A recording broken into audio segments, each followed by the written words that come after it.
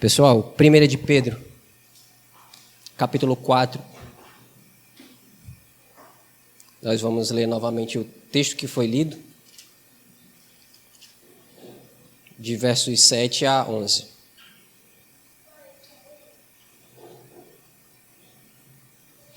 Primeira de Pedro, capítulo 4.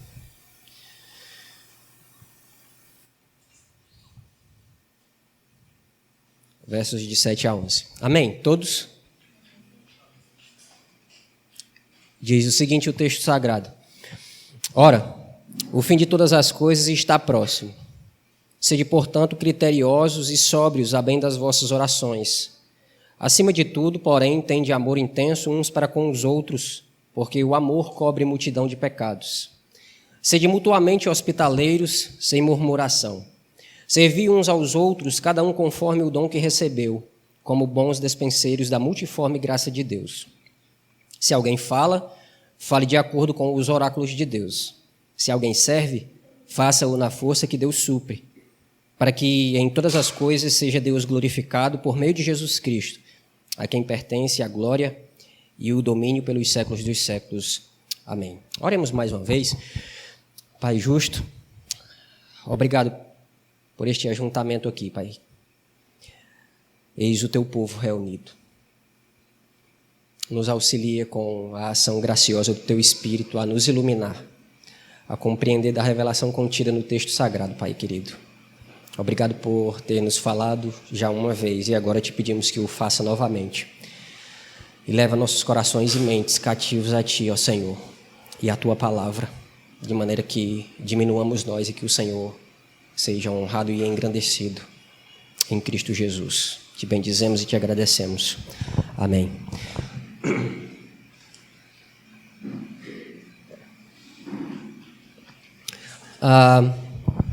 Pensei em trazer esse texto para ouvir um pouco de Deus juntamente com vocês e receber da parte do Senhor alguma instrução para o nosso convívio como igreja.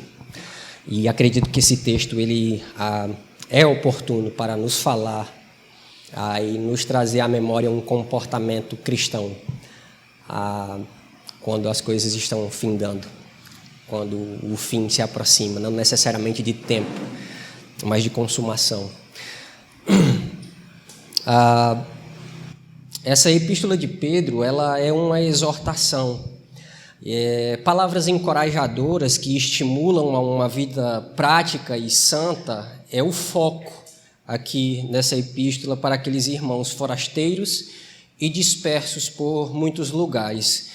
Veja comigo o verso 1, o início da carta. Capítulo 1, verso 1 diz: Pedro, apóstolo de Jesus Cristo, aos eleitos que são forasteiros da dispersão no Ponto, Galácia, Capadócia, Ásia e Bitínia. Pedro ele vai tomar essa carta e ele vai usar um tom exortativo, ele vai usar palavras encorajadoras para irmãos dispersos por toda parte. Logo, se a mensagem é exortativa e ela é encorajadora para irmãos em toda parte, somos alcançados por ela hoje.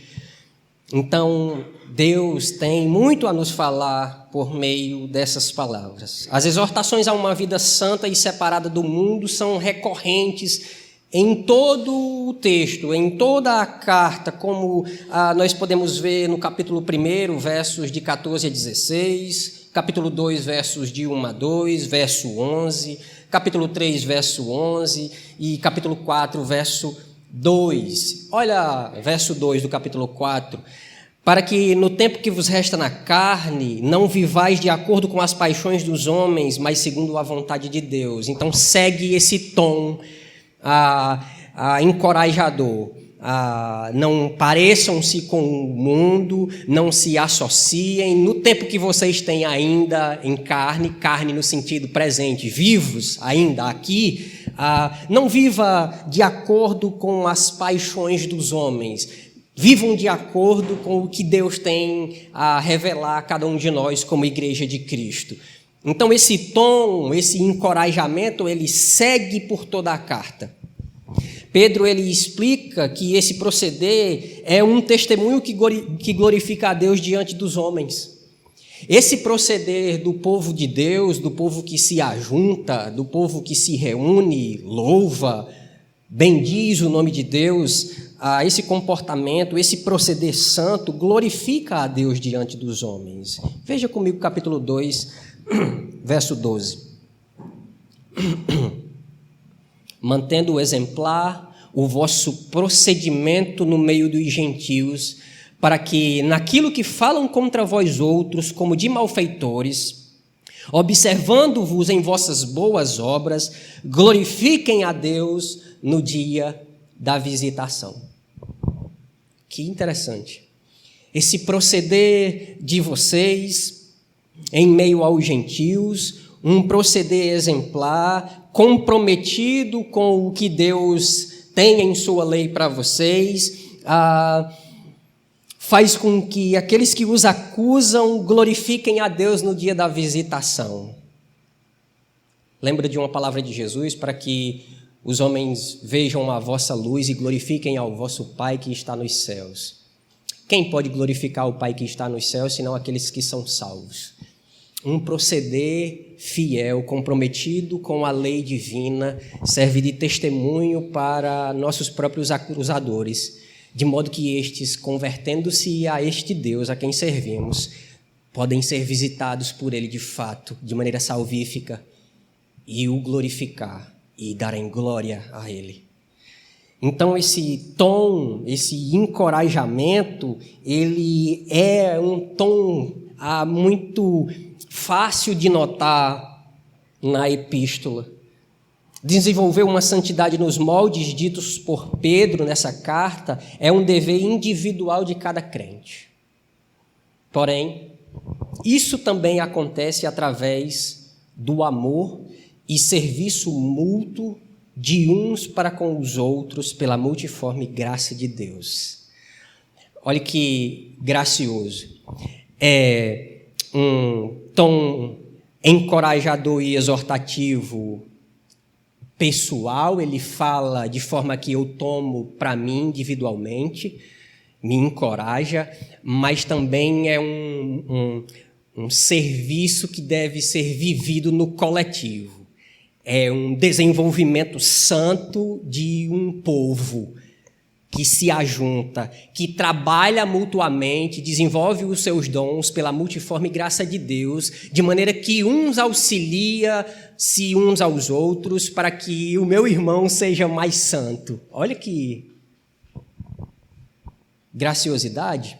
Eu vivo uma vida piedosa, pautada na lei de Deus, olhando para o meu irmão, para que o meu viver o auxilie a também desenvolver uma vida santa. Esse serviço mútuo também em meio à comunidade, para que os crentes não somente individualmente, mas no coletivo desenvolvam uma vida de santidade, é descrito no capítulo 4 que a gente leu nos versos de 8 a 9. Só para lembrar o texto: acima de tudo, porém, tende amor intenso uns para com os outros, porque o amor cobre multidão de pecados. Sede mutuamente hospitaleiros, sem murmuração. Sirvam uns aos outros. Sirva.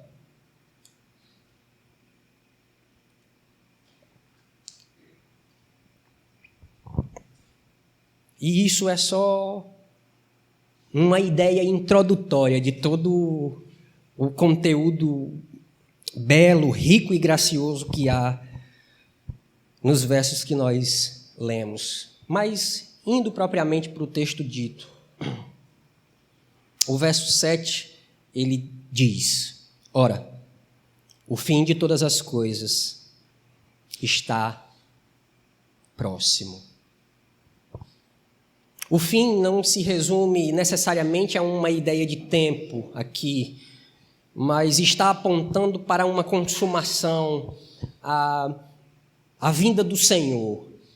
ele está pronto para julgar. O Cristo a quem servimos, o Jesus que retornou para o Pai e um dia há de vir, está preparado para retornar, para julgar. Veja verso 5 comigo.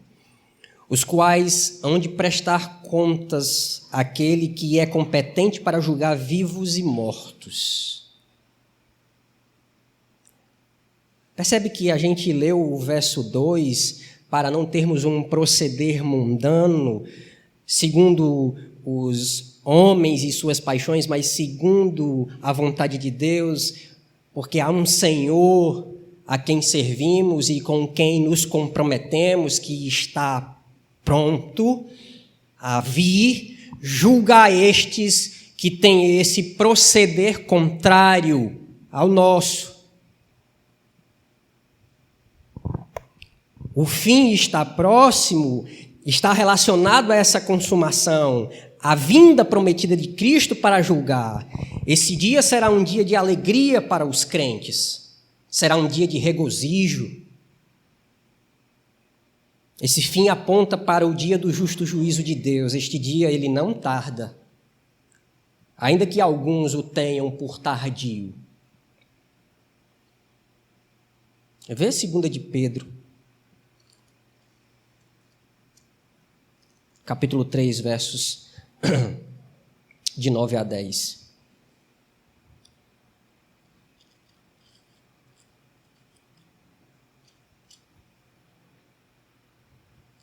Todos encontraram?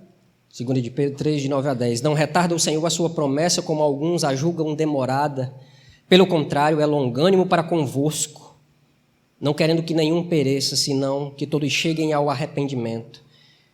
Virá, entretanto, como ladrão o dia do Senhor, no qual os céus passarão com estrepitoso estrondo e os elementos se desfarão abrasados.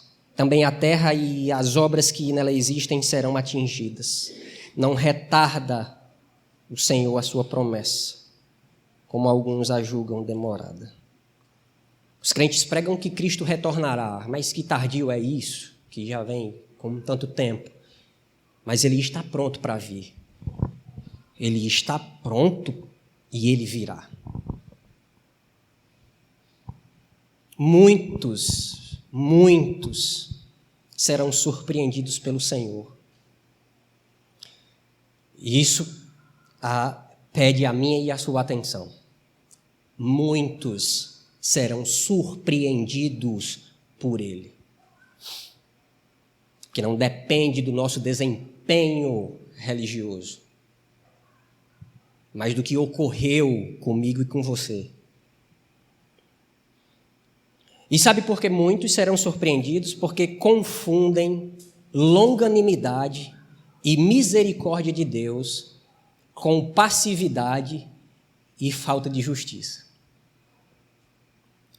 Confundir a longanimidade de Deus e a sua misericórdia com passividade e falta de justiça é um equívoco tremendo. Tal erro terá por paga o fogo eterno. Porque Deus estabeleceu um dia em que há de julgar o mundo com justiça por meio de um varão que destinou e creditou, ressuscitando-o dentre os mortos. É a pregação de Paulo em Atenas, capítulo 17 de Atos, verso 31. Ele está pronto, ele virá. E ele vai julgar esse mundo com justiça.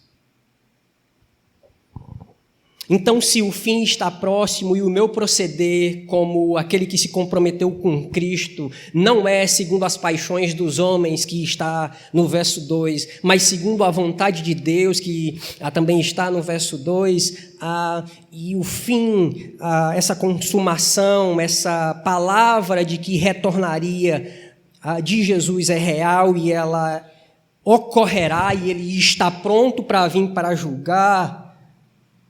A palavra é: o fim de todas as coisas está próximo. Sede, portanto, verso 7. Criteriosos e sóbrios.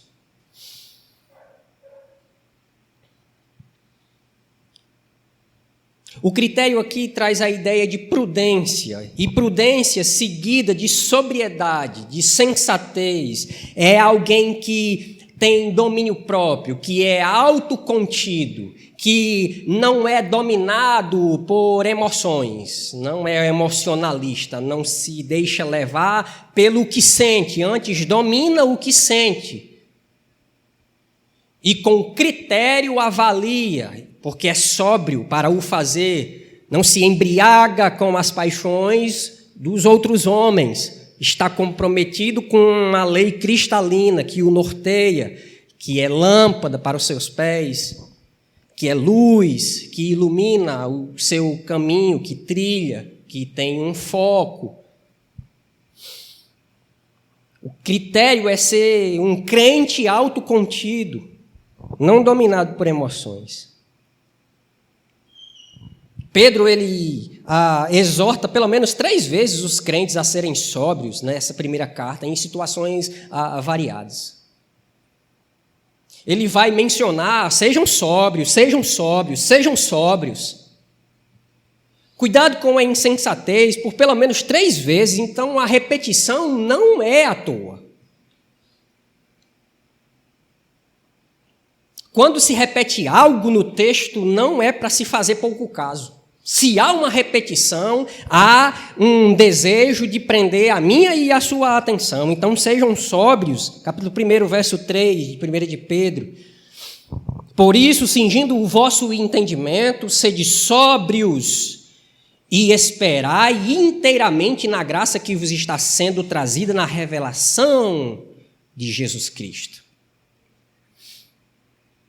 Sejam sóbrios quanto ao que foi prometido na revelação que está sendo trazida, uma revelação do Cristo. E a ideia traz de uma promessa, de uma consumação. Ele vem.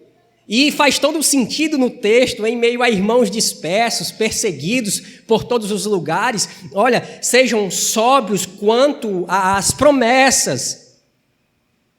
A revelação que Cristo vos deu. E aí você olha para o verso 7 do capítulo 1, ele traz essa ideia de revelação como algo glorioso e prometido. E ele diz, para que uma vez confirmado o valor da vossa fé, aonde? Em meio a esse contexto, em meio a essa situação de perseguição, e que você tem que resistir a essa tendência mundana e não se amoldar aos prazeres e às paixões dos homens, mas se comprometer com a palavra de Deus, para que uma vez confirmado o valor da vossa fé, verso 7 do capítulo 1, muito mais precioso do que ouro perecível, mesmo apurado por fogo, redunde em louvor, glória e honra na revelação de Jesus Cristo. Sejam sóbrios quanto a essa revelação, é real.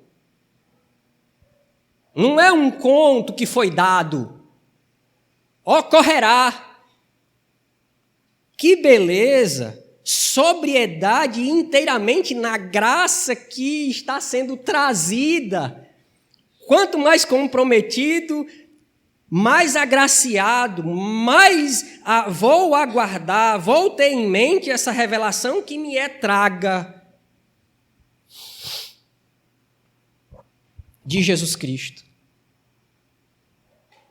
Aí no capítulo 4, que foi o capítulo que nós lemos, ele fala de sobriedade também no verso 7, não é?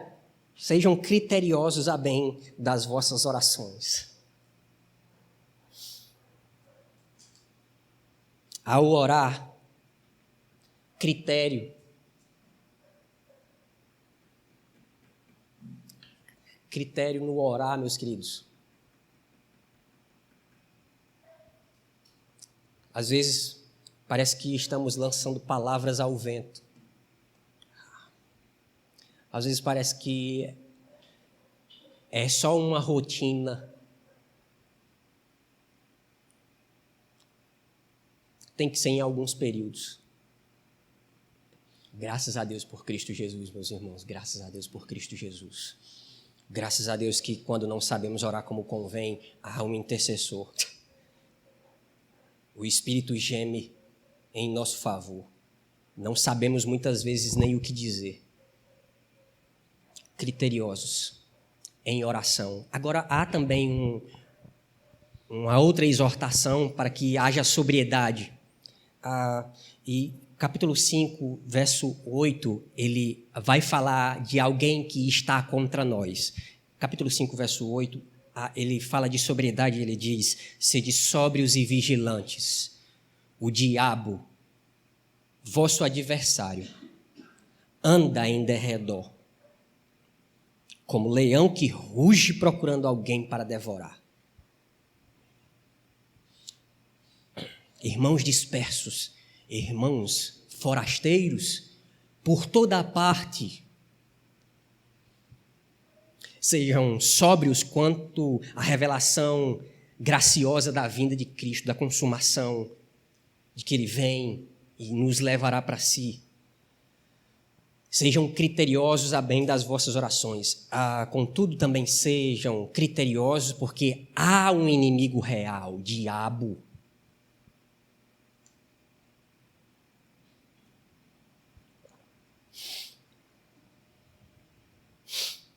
Somos alvos destacados dele.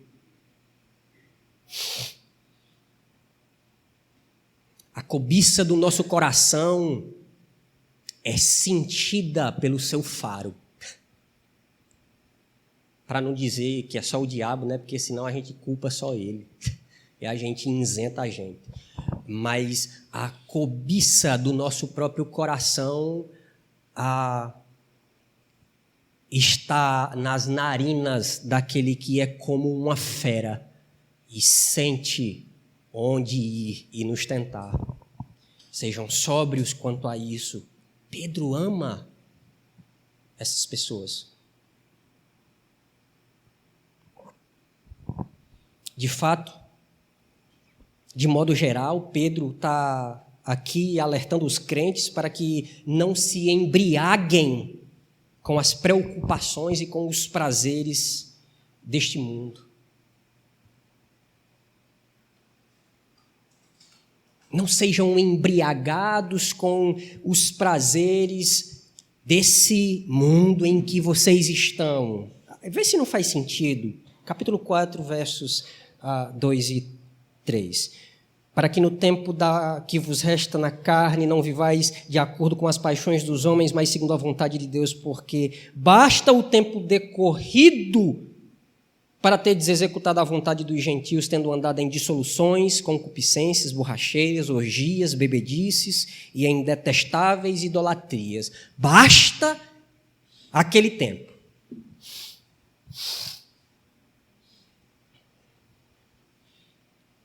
Basta já ter vivido isso no outro tempo.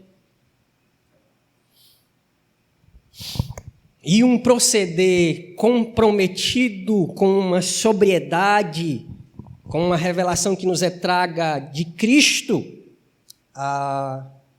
nos favorece em uma vida de oração, meus queridos. Nos favorecerá em uma vida de oração. Então, o fim está próximo, haverá uma consumação. Cristo está pronto e virá julgar. Tenham sobriedade. Não se comportem como os demais homens. Comprometam-se com a lei de Deus e com sua vontade. Tenham critério e sejam sóbrios nessas coisas, não se embriagando com as preocupações e os prazeres deste mundo, que nos é apresentado, é colocado diante de nós. E aí o texto continua. E ele diz, acima de tudo, verso 8, tende amor uns para com os outros. Veio para dentro, veio para perto. Fala comigo e com você. Por que tende amor uns para com os outros? Isso também é muito recorrente na carta inteira. Um amor fraternal é um tema muito repetido também em toda a carta, esse estímulo por um amor real e fraternal entre a comunidade. Por que ter amor uns para com os outros? Amor. Que palavra que foi deificada nos últimos dias. O amor que o mundo ensina é um Deus adorado.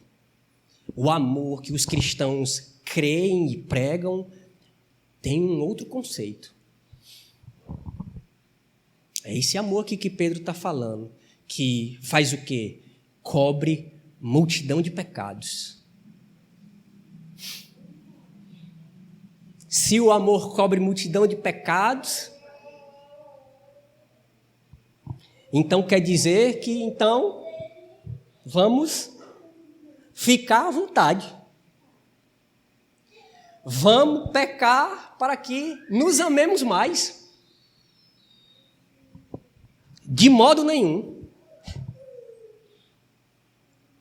A ideia de que o amor cobre multidão de pecados não tem esse conceito. Não traz essa ideia. Mas olha que interessante, o amor cobre multidão de pecados, verso 8. Salomão, ele disse praticamente a mesma coisa. E ele disse o seguinte em Provérbios 10, 12. Ele diz: o ódio excita contendas, mas o amor cobre todas as transgressões. Pedro, ele exorta os irmãos a uma vida de perdão mútuo na comunidade. O que Pedro está dizendo quando diz: tende amor uns para com os outros, porque o amor cobre multidão de pecados, é uma exortação, é um encorajamento para que haja perdão mútuo em nosso meio, haja restauração por meio do perdão na comunidade. Ele muito bem descreve isso. Confira comigo o capítulo 3, especificamente versos, nós poderíamos ler até o 12, mas vamos ler versos 8 e 9 do capítulo 3 da mesma carta. E é dito o seguinte no texto sagrado: finalmente sede todos de igual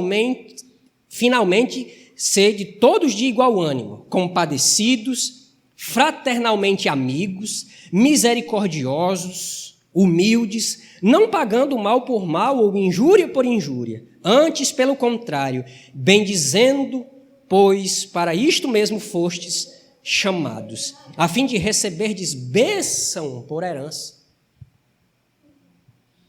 Pedro está aqui exortando e encorajando aos irmãos a viver uma vida de perdão real, a um amor fraternal, e ele fala de amigo. Fraternalmente amigos, íntimos, próximos. Eu o conheço, você me conhece. Nós temos intimidade um com o outro, somos irmãos em Cristo, comprados pelo mesmo sangue, não pagando mal por mal, nem injúria por injúria, mas bem dizendo, pois para isto mesmo foste chamado, a fim de receberdes bênção por herança. Que bênção mais graciosa não foi o perdão de Deus para conosco? Que bênção mais graciosa não foi eu não ser digno e nem merecedor do perdão de Cristo e recebê-lo? Qual o direito que eu tenho de dizer que não vou perdoar o meu irmão? Eu tenho até direito de dizer que estou com dificuldade de perdoar, mas dizer que eu tenho o direito de não perdoar, a Escritura não me dá essa base. Eu tenho até o direito de ter dificuldade. Ó Senhor, molda o meu coração, dá-me afeição pelo irmão. Eu não vou com a cara dele. Aquilo que ele me fez me machucou e o meu coração está endurecido e difícil de libertar-se de fato de tal coisa. E então o perdão não é exercido. Aí a gente tem que usar de sinceridade diante de Deus, para Deus nos moldar. Mas Pedro está estimulando a haver perdão mútuo por meio desse amor. A problemática, meus queridos, hoje é porque nós somos muito influenciados pelo amor que o mundo diz que é. E eu vou usar aqui uma palavra assim com toda a minha força aqui. Eu tenho um nojo desse amor que o mundo fala e de que alguns crentes querem se apegar a ele. Que eu tenho ânsia quando eu escuto um falar desse amor açucarado, meloso, emocionalista. Não toque no irmão, não pode dizer nada, não, senão ele sai.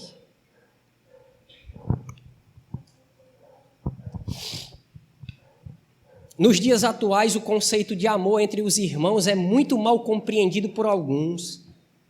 Amar o irmão significa, para alguns, não repreendê-lo por uma má conduta. Isso é amor para alguns. Não repreender o outro. É um conceito equivocado de amor na igreja por alguns crentes. O irmão está em uma má conduta, eu identifiquei a má conduta pela Escritura. Não o repreenda porque é falta de amor. Amor é não o repreender, aí você ama ele. Esse é o conceito de amor. Não repreender um irmão por uma má conduta. Não julgar um pecado deliberado. Esse é o conceito de amor que alguns têm. Ou seja, qual é o conceito de amor que alguns têm? Na cabeça dessas pessoas, amar o outro é deixar ele pecar em paz. É isso. Para algumas pessoas, deixar o outro pecar até o diabo o engodar ao máximo, a ponto de o tocar até de maneira mortal, e aí eu estou lembrando de Paulo, entregue a Satanás para a destruição do corpo. Estou falando em algo real que pode ocorrer. Deixar um irmão perecer em uma destruição, porque eu o amo tanto que eu vou deixar ele pecar em paz. Que eu não quero desagradar ele, porque se eu falar...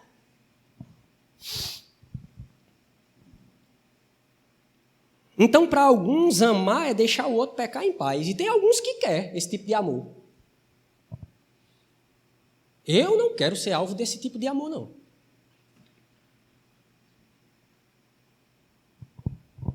O apóstolo Paulo, olha que o apóstolo Paulo, ele repreendeu Pedro, que escreveu essa carta que nós estamos estudando aqui, que nós estamos lendo. Pedro, que escreveu essa carta aqui, foi repreendido duramente pelo apóstolo Paulo. Quando ele se tornou passivo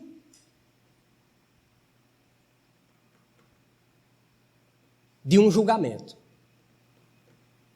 Quando ele estava em uma conduta que não contribuía para a edificação dos irmãos que ali estavam, Paulo publicamente e duramente o repreendeu. E isso está lá em Gálatas, capítulo 2, versos de 11 em diante. Pedro lá, em meio aos gentios, se comportando como gentio, e aí chega alguns da parte de Tiago, judeus, e aí ele começa a temer os da circuncisão e começa a se sair, a fazer exclusão de quem ele estava próximo. Paulo chega para ele e diz: aí, que conduta é essa?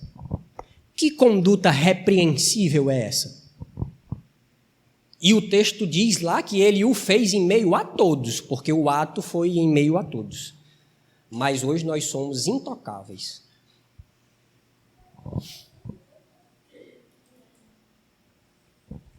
O próprio Jesus disse que se deve julgar segundo a reta justiça. Não se equivoque, eu estou falando de julgar segundo a reta justiça, não estou falando de acusar. acusar, deixa esse papel para o diabo fazer. Ele já faz isso com a gente, ok? O diabo já é o nosso acusador. Ele já faz isso muito bem, entendeu? Então vamos deixar essa parte aí com ele, que ele é hábil em fazer. Então não é nós assumirmos como serviçal do diabo, num sentido de estar sendo acusador do outro, mas quando necessário for e nós identificarmos uma conduta reprovável de um irmão a quem amamos, nós precisamos julgar essa conduta segundo a reta justiça para ganhar o irmão novamente. Ganhá-lo. A minha intencionalidade não é causar dano moral a ele ou algo do tipo, ou envergonhá-lo. O meu propósito do coração é trazê-lo mais para perto de Cristo. Não é um desenvolvimento santo, mútuo na comunidade? Então eu tenho o anseio que ele seja mais santo. Então eu o repreendo pela palavra com o desejo de ganhá-lo para uma conduta mais santa. Isso é uma expressão de amor. Vocês acham que Jesus amava muito a Pedro? E você imaginar Jesus olhar para Pedro e dizer, arreda Satanás, porque não cogita das coisas de Deus, mas dos homens. Jesus o amava profundamente. Eu estou pensando que a geração de hoje seria a geração menos disposta a seguir Jesus em suas pregações. Nós somos um povo tão melindroso hoje que se nós ouvíssemos Jesus pregar o Sermão do Monte, nós iríamos embora. Eu estou pensando que é muito arriscado nós sermos um grupo que iríamos embora. Porque nós temos palavras duras de amor como algo agressivo, que expressa falta de amor. Não.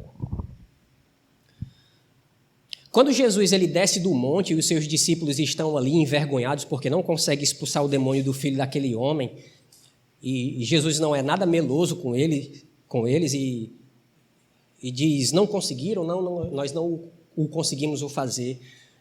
E Jesus dá uma palavra tão amorosa para eles, e aí eu estou sendo bem irônico, palavra bem amorosa dentro desse conceito hoje de amor que a gente tem. Ele diz assim, ó geração incrédula e perversa, por quanto tempo mais permanecerei no meio de vós? Ele diz com os discípulos que ele chamou, com os 12.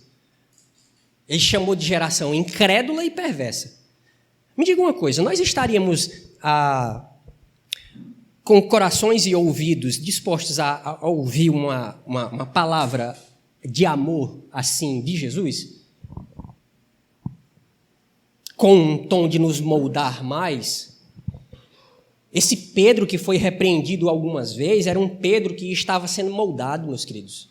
Era um Pedro que estava passando por um polimento, que estava sendo aperfeiçoado. Era um Pedro intempestivo, dado, falando mais pela sua própria natureza humana, mas sendo amado, com palavras duras. Deixe-me dizer uma coisa. Eu ouvi um pastor falando algo muito importante certa vez, eu anotei isso, eu trago aqui, e ele disse algo muito interessante. Ele disse o seguinte, o amor de Jesus é um amor doutrinal. O amor de Jesus não permite que o ser amado continue a ser o que é. O amor de Jesus não é um sentimento. O amor de Jesus é um comprometimento doutrinário com o amado. Venha como você está. Você está? Venha. Mas eu o amo e é um comprometimento doutrinário. Então eu vou o moldar. Você toma sobre você o meu jugo e o meu fardo, que é suave e que é leve, mas também há um conceito de cruz, de comprometimento. Então eu vou doutrinariamente o moldar para que você não continue a ser como você chegou. É isso. Isso é o amor de Cristo. É um amor que não me permite, meus queridos, continuar sendo a miséria que sou. é me moldando, é me polindo a cada dia. É isso. Será que choca vocês isso? O verdadeiro amor causa dor, sabia? Experimente amar, decida amar, para ver se não vai haver dor, para ver se não vai haver decepção. Faça uma aliança com uma esposa, com uma mulher, diante de Deus, de maneira que Deus sela essa aliança e só se aparta depois da morte, porque o marido está ligado, a esposa está ligada ao marido enquanto ele vive. O que Deus ajuntou não separe o homem. Faça um comprometimento de aliança diante de Deus, onde Deus sela, em que você vai amar como Cristo amou e veja se não vai ter dor.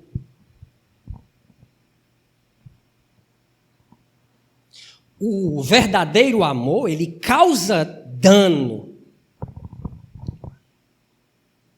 O verdadeiro amor, ele machuca e ele abre ferida. Esse pregador está louco. Não, ele faz isso. Leais são as feridas feitas pelo que ama, porém os beijos de quem odeia são enganosos, Provérbios 27:6. Deus é amor, ok? 1 de João 4:8, Deus é amor. Todos concordam. E ali está falando do Pai. Deus é amor. Mas o Pai feriu o Filho de morte. Ao Senhor agradou moê-lo, fazendo-o enfermar. Isaías 53:10. O ser traspassado, o castigo sofrido e as suas pisaduras nos deu vida. Nos curou da enfermidade e do pecado. Isaías 53, do 4 ao 5. O verdadeiro amor não é ausente de justiça. Deus corrige e açoita o filho a quem recebe em seu amor. Está disposto? Esse falso conceito de amor desprovido de verdade, justiça e disciplina tem sido um câncer em meio à igreja. Quem já ouviu essa frase? Olha que frase linda. Linda. Só quem pode me julgar é Deus. Lindo, né? Muitos de vocês estão dizendo, eu já disse. Só quem me julga é Deus. Irmão, fale. Só quem pode me julgar é Deus. Isso é de um efeito tão, né? Tão raso. Esse tipo de frase a gente deixa para os coaches pregar, meus queridos. Esse tipo de frase com esse efeito emocional a gente deixa para palestrante. Pregador não usa isso.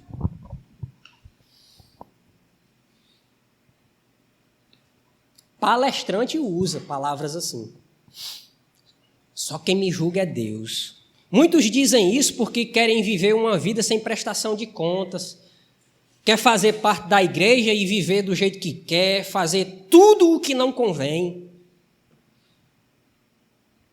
Se você pensa assim, reveja o seu conceito de vida cristã em comunidade. Se você não é uma pessoa que quer prestar conta, se você é uma pessoa que, pastor, não vem me repreender não, quem me corrige é Deus, quem me julga é Deus. E Deus nunca julga, né? A pessoa nunca melhora. Deus nunca trata com ela. Eu acho que as pessoas que usam esse tipo de frase pensam que um anjo vai descer à noite no céu e vir com 2 tábuas e apresentar para ela em sonho e dizer, olhe, você está seguindo esses conceitos e esses conceitos são equivocados. Deus mandou lhe dizer hoje à noite, nesse sonho.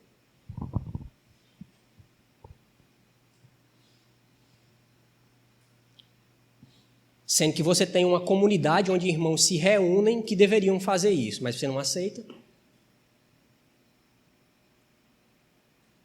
Então é preciso você rever o seu conceito de vida cristã em comunidade sem querer ser julgado segundo a reta justiça para ser ganho para uma vida santa e piedosa no meio da comunidade. Para que as pessoas de fora vejam o seu proceder e glorifiquem a Deus. Deixa-me dizer uma coisa, meus queridos. Deus, ele exorta e disciplina através da igreja e através de irmãos piedosos, ok? Claro isso nos evangelhos, não é não? O ensino de Jesus em Mateus é muito esclarecedor. Deus, ele corrige pessoas da igreja por meio de irmãos piedosos, por meio da igreja. Deus nos corrige assim, meus queridos. Se você quer ficar sem correção, você tem que abandonar a ideia de se ajuntar.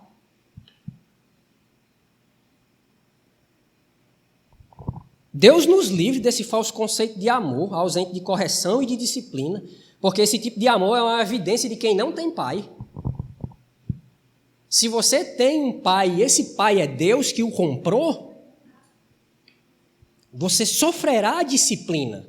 E Deus vai usar algum irmão piedoso em algum momento.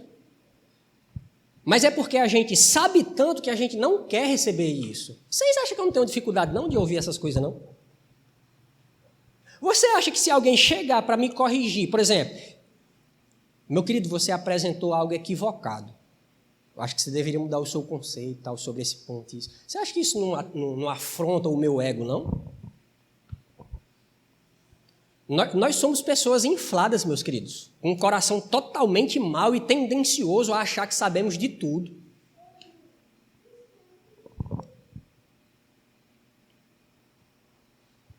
E aí, findando, ele termina o texto nos versos de 9 a 11. Os versos de 9 a 11, eles nos mostram que o serviço de cada membro da igreja, através do dom que Deus recebeu, deve ser, de fato, exercido de irmão para com o irmão pela multiforme graça de Deus. De maneira que o Pai, ele recebe glória através do Filho Jesus Cristo. Então, você olha para o que é dito: sede mutuamente hospitaleiros, sem murmuração. Servi uns aos outros, cada um conforme o dom que Deus, conforme o dom que recebeu, como bons dispenseiros da multiforme graça de Deus. Se alguém fala, e aqui está relacionado a quem ensina, a quem doutrina, fale de acordo com os oráculos de Deus, de acordo com a revelação escrita. Se alguém serve, faça-o na força que Deus supre, para que em todas as coisas, no meio da comunidade, no meio do ajuntamento dos santos, seja Deus glorificado por meio de Jesus Cristo, a quem pertence a glória e o domínio pelos séculos dos séculos. Isso é um amor que cobre multidão de pecado. Um irmão me servir quando eu estou equivocado. Quando eu estou em pecado, o irmão me servir com um dom que Deus o deu e chegar para mim e usando até um tom duro: irmão, comprometa-se mais. Dói num primeiro momento, meus queridos, mas isso é bálsamo gracioso em nossas vidas.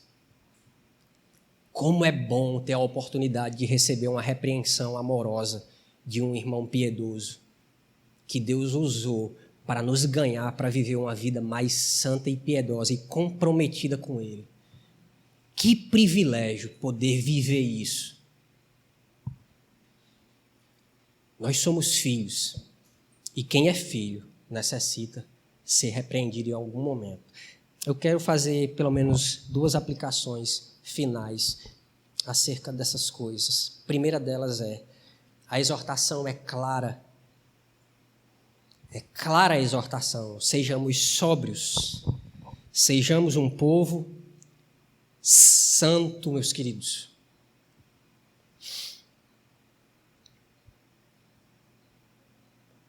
Segunda, que o nosso conceito de amor entre irmãos, que o nosso conceito de amor, a nossa ideia de amor entre irmãos, seja alicerçado no fundamento de amor revelado por Deus na Sagrada Escritura.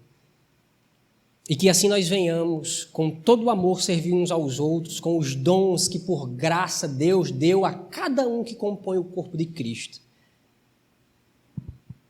E que assim o Senhor ele seja glorificado na sua igreja, que Ele mesmo comprou por preço de sangue, a saber, o preço do sangue do seu próprio Filho, Jesus Cristo.